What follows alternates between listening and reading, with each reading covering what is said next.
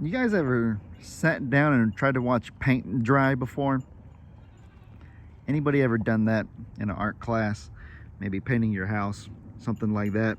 Sat there and watched the paint slowly transition from, I guess, liquid to solid it would be. Basically complete nothingness for hours.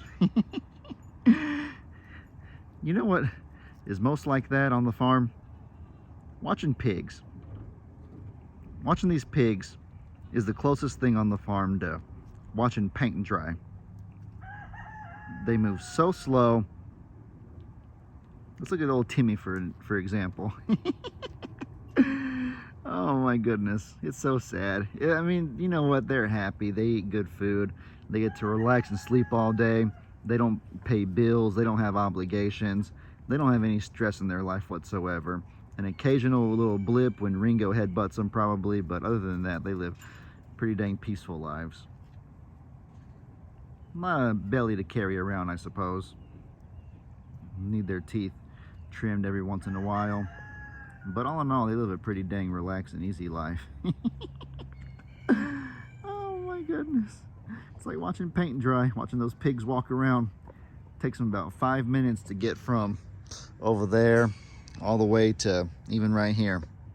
Oh, Timmy. Potbelly pig. Oh man, that's silly. It's like watching a sloth, or watching, what are some of the slowest animals known to man? Sloths are known to be really slow. Tortoises, turtles. I think tortoises are slower than turtles because tortoises have to carry really humongous shells. Tortoises get way bigger than turtles do. Turtles are swimmers. Fun fact for those of you that may not have known, turtles are like swimmers, and so tortoises are land animals. They're like the exact same type of animal, but the tortoise is the land variation and the turtle is the water variation, the aquatic or oceanic variation. Which would explain why turtles are usually a lot smaller and a lot faster. Hi, Lulu. Hey. But no, those pigs, like watching sloths, like watching tortoises. There was this really funny clip on Family Guy that I saw one time. Family Guy's a show that I've enjoyed watching. It's really funny. But there's a little cutaway, a little gag that they did, and it was basically what it would look like if a snail was riding on the back of a tortoise. It was basically a clip where there was a snail riding on a tortoise's shell, and the tortoise is walking like this. Like, I'm gonna imitate the tortoise with my fingers. It was like walking so painfully slow, and the snail was on the back of the tortoise being all scared, like, slow down. I'm gonna quote him exactly, slow down, I want to get there, but I want to get there alive. And it's kind of like, you get the humor, guys. The tortoise is walking like this, which seems like really slow, but even for the snail on the back of the tortoise, even that was too fast. From the snail's point of view, the snail felt like he was going 100 miles an hour at that speed. And so it was just making, y'all get the humor in that? Is that kind of funny? I thought that was hilarious personally, but I don't know. I find that kind of humor silly. Meg teases me and gives me a hard time for the type of humor that I find funny. All the time. You know, guys, I'm not sure how I should feel about this. I don't like that Hero's walking to this area. You know, this area is very close to, he could just easily go under there and end up in the Biggs pasture. But he hasn't done that. How long has he been alive? Probably 3 or 4 months, and he hasn't done that. So ever since he was like itty bitty. Once he's kind of matured a little bit, he's kind of known to stay away from under there. So I feel a little bit more peace of mind with that. He's becoming smarter and more reasonable. He knows that not everybody is friendly. Not like when he was a baby, he thought that everybody was his friend, even those big old longhorns. Oh man, now here we go. I was gonna say that it's nice that he's at least right here, not going into the feed room, but looks like I may have spoken too soon. Hero, come on, buddy. Quit taking advantage of your dad. I feel bad because I know that I raised you on the bottle, and I know that I made you kind of codependent on me. And so I feel bad when you scream out there because you want to come out and spend time with me. So I let you out and we have fun near the front porch and in the front yard. But then you come over here and you make me second guess it every single time. Is this going to be the way it is forever, son? This is how it's going to be forever, isn't it, son? Yeah, I don't know. I don't know what to do with him, guys. I don't know. I don't know. It's a really beautiful day out here, guys. It feels like approximately, I'm going to say about 60 degrees right now. And for all the heat that we've had all these months, 60 suddenly feels like 40. To a lot of you, I bet it feels like the equivalent of 40. But it just feels perfect. I'm out here without a shirt on. I'm not going to subject y'all to that. I've got enough complaints about not wearing a shirt in the past, even though it's just what people reasonably wear in Texas. I know a lot of you aren't from here, so it may not be the same. Some people do get it, though. A lot of people have told me in the videos that the lasting image in their brain of their family is their shirtless grandpas walking around on their tractor, using their tractor, doing farm stuff and whatnot. So I know a lot of you actually can relate. It's all besides the point, though. No, it feels really, really good.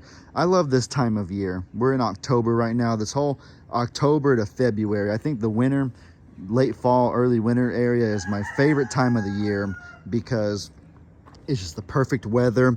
I've always been a fan of not the cold per se, but the cool. I've been a fan of cool weather more than I have been of hot weather. If I had to pick between cold and hot, I would pick cold, but if I had to pick anything, I would pick cool. Cool weather right now, a nice little gentle breeze. This just reminds me of when I was little and I would play football. Football season was from about, started in July or August, training camp, preseason, and then the season would go through to, October or November in Little League and middle school, stuff like that. Just reminds me of like the beautiful, perfect football weather. You can run around, get a good sweat in, get healthy, but you're not going to overheat, and you're not sitting out there shivering where the ball hurts to catch it because it hits your hand so dang hard. Beautiful and just very nostalgic weather. That's a good word for it. Very nostalgic weather. I love it. All Hope seems to be doing good. I was kind of sad that Pidge flew off and left, but a few people said after I got him that he might be a homing pigeon that just goes back to wherever. Whoa, hi Hope. Uh-oh, where are we going? Oh, Peacock scared her. Where are we taking off to, Hope? We're just going over there. And guys, yeah, don't be afraid if Hope flies off for a little bit. Hope always comes back. She's come back for 6 months. And she doesn't show any sign or any intention of leaving. I'm really, really happy and really blessed that she loves it here. I love Hope a whole. Oh my, look at that. Talk about Hope in a second. What the heck is that? Oh my goodness, guys, y'all see that? Y'all told me this would come. Is he trying to scare that kitty cat? Oh my goodness, guys. He's trying to scare that kitty cat. But she's not scared at all. She looked at, y'all see that? She looked at him and was like, you're weird. Hi, Olga. Just going on with your day? Come here, little kitty. She's just going on with her day. She don't give two craps about that little scary peacock who's not scary. Don't even think about it, Cornholio. But back to what I was saying, though. Hope, she loves it here. It's obvious. She is here every day. She shows up at probably 7 or 8 a.m., probably when the sun first comes up. And then she stays until about 6 or 7 when it gets dark. And I don't even know definitively that she even leaves. She might just hide herself really good. But all I know is that when I come outside and it's dark, when I look up in the rafters, she's not there. During the daytime, if I'm out here, she's always up in those rafters or kind of somewhere around here, just eating, exploring and whatnot. But at nighttime, she's MIA. So she might just bury herself really deep in the up top over there. She may not actually fly away. Or maybe she flies to some distant tree where she feels safe and she comes back every morning and stays during the daytime. I don't know exactly what she does, but what I do know is that she loves it here. She's so happy, and she makes me so happy. I'm so very blessed. I love that bird a lot. It's so simple, like it's just a basic pigeon, but I think I love her. I've always been this way, This is kind of an interesting topic for discussion. When it comes to, like me and Meg's relationship and kind of what I always dreamed about whenever I was younger and I wanted to find my special person, my one and only, you know. And animals, just people in general.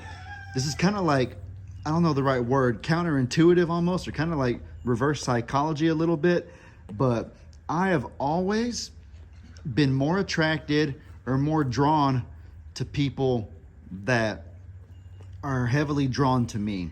And that seems kind of strange because sometimes it's almost like the only way to kind of make somebody want to get drawn to you is to show them everything good about you, kind of draw yourself onto them first in a way, if you will, right? You know what I mean? Like, how can someone be attracted to you? How can somebody kind of learn the good things about you to be drawn to you if you don't kind of draw yourself to them first? And so it's kind of a little bit of a like reverse psychology, as I was saying. But just in general, the animals that love me the most, the animals that kind of choose me the most, I've always kind of been the closest or kind of preferred them. And one of the first qualities that I fell in love with about Meg is I could just see how much she loved me and how drawn she was to me. And, you know, when we first started dating, I did the usual things. We went out on dates and we would just talk and we would laugh and smile and stuff like that. But I guess I kind of just waited to see how big her heart was. And it was evident that, like, she loved me so much. And from the very beginning of our relationship, it was, in her own words, me or nobody. And that, I guess, gave me the courage and gave me the will to let my heart completely fall for her, if that makes sense. And then just even with friends and stuff like that, the friends who like me and the friends who kind of take the most interest in me are the ones that I kind of give the same interest to in return. And so I say all that basically to say that with all Hope, she's just a generic looking pigeon to some people, but she's extra special to me because, like, she chose this place. She came from God knows where and just started staying here one day, and it's been 6, 7, 8 months, something like that, and she's never left. And she shows no intention of leaving. She has the whole world she could live at, but she chooses here. And so that is what makes me love Hope so much. I say all that and I can't even find her right now. She's here. She's just, oh, there she is. Hey, Tilly Willy. Hi, Tilly girl. You a good goatee? Look at that. Look at your little silly deformed horns. You got little deformed horns, Tilly. Silly little goat. No, there's all Hope right there. That'd be her. Little white pigeon. But no. Even though it's upsetting that Pidge left a little bit, it really doesn't matter because Hope was the one that I was really, really drawn to. And so as long as Hope's here, then we're just fine. But alrighty, guys. With all that said, I hope you enjoyed this video. Y'all be... Uh-oh, we got a problem here.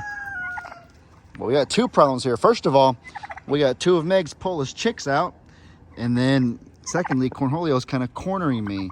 So I'm going to do something first to take care of Cornholio.